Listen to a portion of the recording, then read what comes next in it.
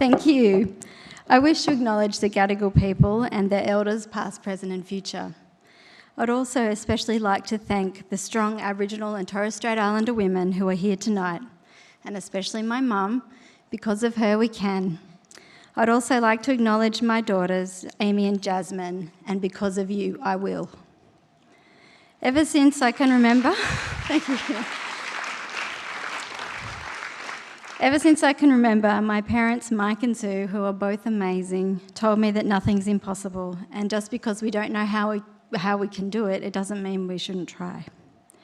University did seem impossible to me when I crashed out of high school with a TER ranking of 36 out of 100.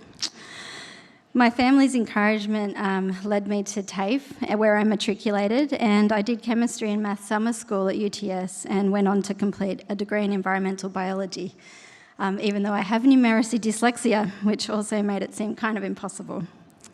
But UTS gave me the wings to fly, the networks to thrive, and the tools to help solve some of the world's greatest challenges. And after 18 years working on country in the Great Barrier Reef, Ningaloo Marine Park, Kakadu National Park, and now ACT Parks and Conservation Service, my area of expertise has become the convergence of environment, technology, entrepreneurship, and Indigenous affairs. I work full-time in both the public sector and in growing my international tech company, Indigital. Our futures depend on our First Peoples. We have 80,000 years of science experiments, and I think all our peoples depend on our First Peoples' knowledge to survive in the 21st century.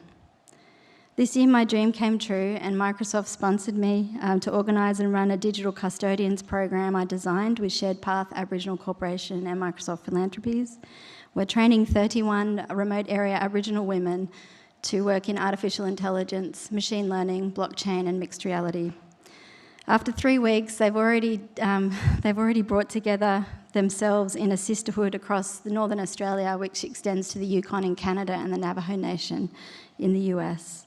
They're building some really cool stuff this year, and I'm really pleased that UTS will be walking beside us and measuring our success through research.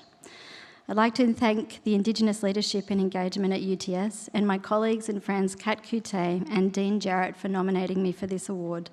And I'm honoured and inspired by all the nominees, my family, and my wonderful partner Pete, who continue to remind me that nothing's impossible. Thank you.